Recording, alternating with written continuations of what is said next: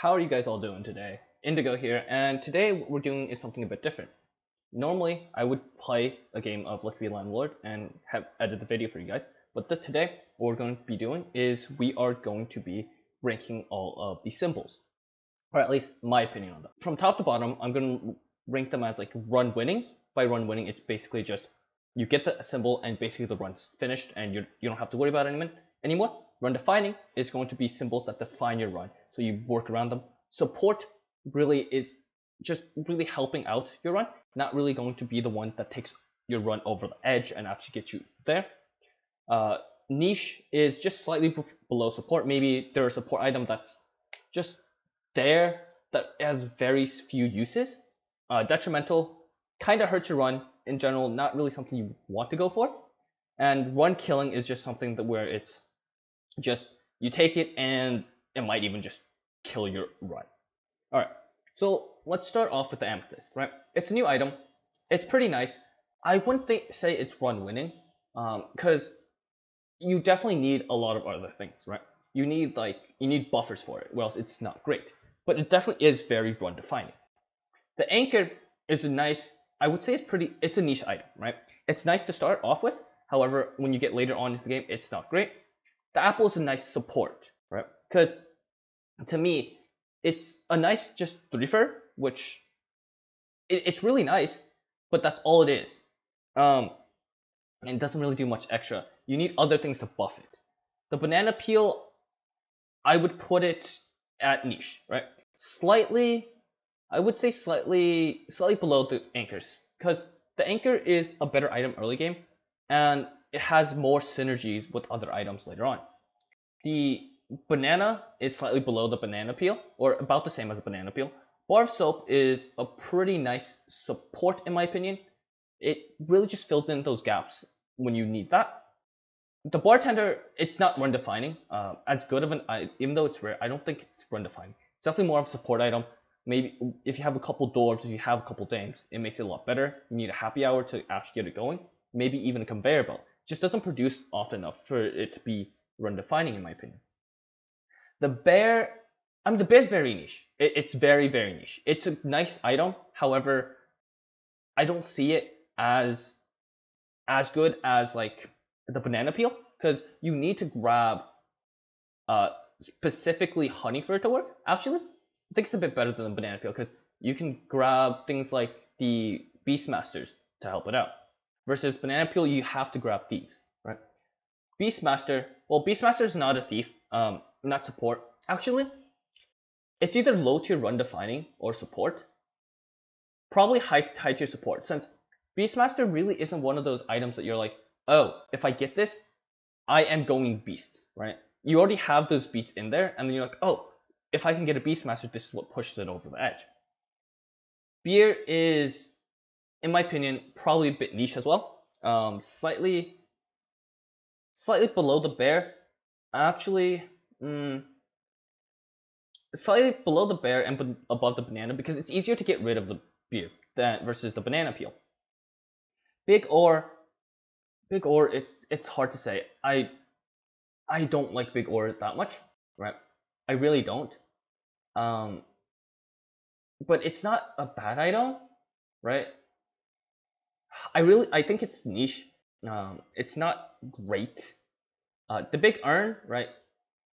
Once again, you have to have a couple synergies, right? You have to have the hooligan with it. So together they're good. But even together it's not great. So I would put it slightly below the big ore, and hooligan goes along with the urn, right? Bounty hunter, on the other hand, well, if bounty hunter only killed thieves, right? Then it would be low to niche, in my opinion. Maybe even detrimental. However, because of Zeref's contract, I think it puts him slightly above the big ore. Bronze arrow is one of those things where it's a pretty nice support item. If you just gave me a bronze arrow compared to any of these items, of the niche items, I would 100% take the bronze arrow. It's a really nice support item. The buffing capsule, I'm gonna skip the bubble for now. Buffing capsule, not the run defining. It's definitely a support item, right? I would say it's slightly better then depending on the situation, it's better than the bar soap. But it's definitely more of, it's a niche support item. However, it's a really nice support item. Right, back to the bubble. Bubble's really interesting. It's a lot of, I think it's a really nice early game item, right? So I would actually put it above the anchor, because personally, I'm one of those people who would really like to take symbols a lot of the time. And Bubble really makes it so that I can take those symbols and not have to worry about them clogging up my deck. Alright, Candy really has no synergies, I'm sorry.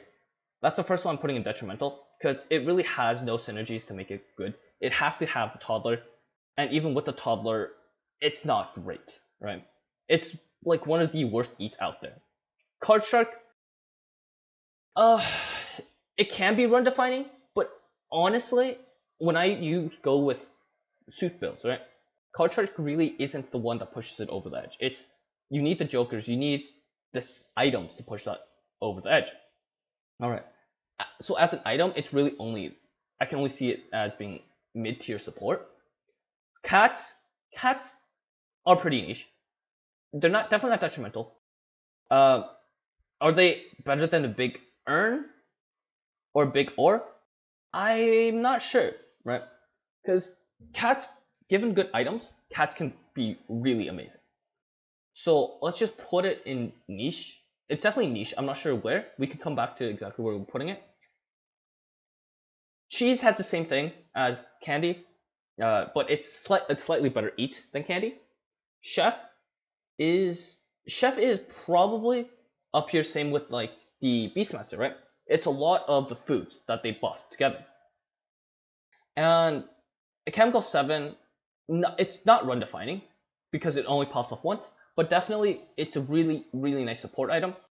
I would definitely pick it above the bubble, but I don't think I'd take it above the arrow or, depending on the situation, card shark.